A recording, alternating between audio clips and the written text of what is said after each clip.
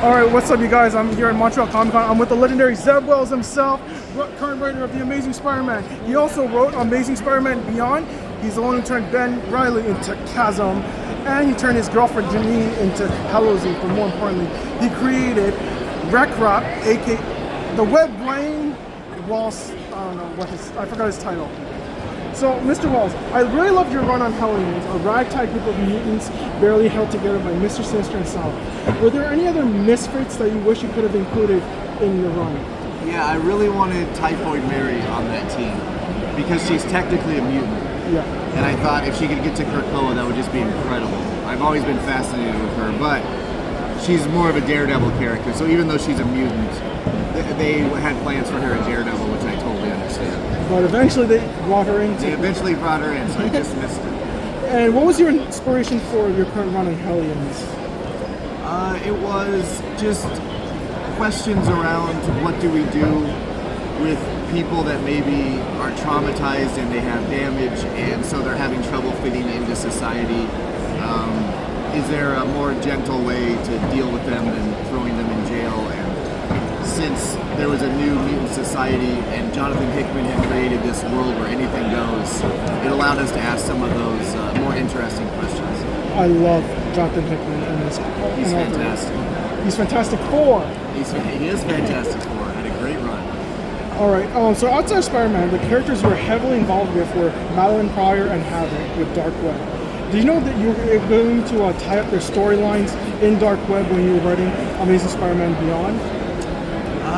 Did I know that was going to lead to Dark Web? Is what you're asking? I think it presented itself fairly soon when I realized Madeline Pryor had sort of the same issues as Ben Reilly did, and it might be fun to get them together and sort of hash that out. I really did enjoy it. What was your favorite part about writing Dark Web, actually? I think it was working with Ed and working with Kubrick. It was just two fantastic artists. And then I also got to work with Jerry Duggan because he was writing the X-Men at the time. And he's a good friend of mine and always a good time to collaborate with. I'm not going to lie, I dislike what Jerry Duggan did to Cyclops in Fall of X. Oh, it was a little too intense. Yeah, because I believe Cyclops has autism like me, and when I saw Cyclops just crucified with his eye shut, it was too much for me to stomach. Sure. At one point, I just threw up in my mouth. It was just too much for me. Like, Cyclops and Mr. Fantastic are my Spider-Man. Right. Given the fans' vitriol towards Paul in your current Spider-Man run, were you expecting the fans to react that way? I think I knew that there would be certain fans that want Mary Jane and Peter to be together, so I think the magnitude was maybe a little surprising, but hey, it's a passionate fan base. You play with fire, you're gonna get burned. And out of all the Marvel villains, why did you choose Scribble Man as the overarching villain for the first Dead Language? I think it was an idea that I always wanted to revisit, and he just fit into what we were trying to do with the stories, so I thought it was just a way to provide some sort of symmetry to my work on Spider-Man in a pleasing way. And to me, no one else. True.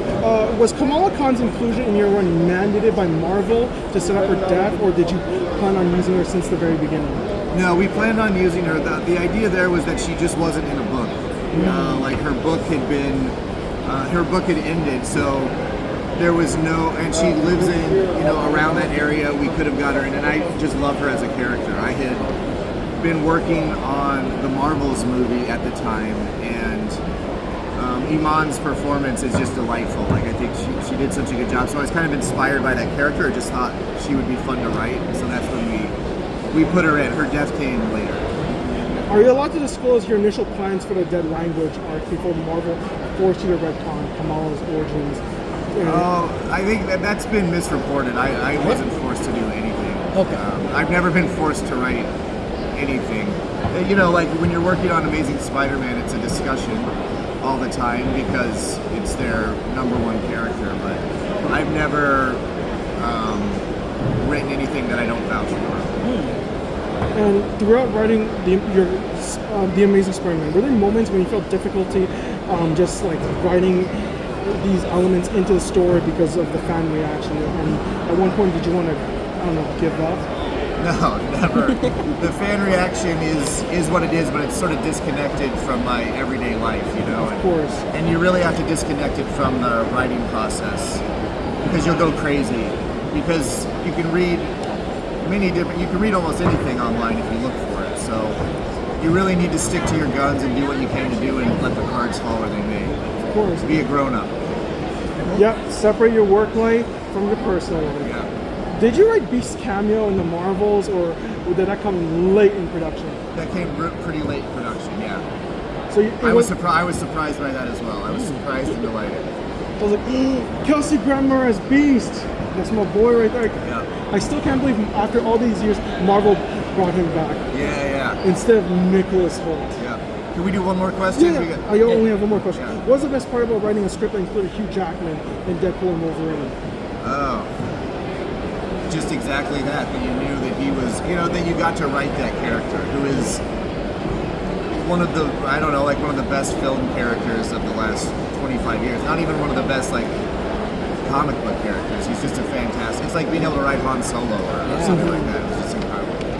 So that's going to wrap it up, and thank you so much, Mr. Zeb Wells. You got it, my man. I look forward to reading the rest of your Spider-Man run. All right, thank you. Thank you so much. Thank you so much.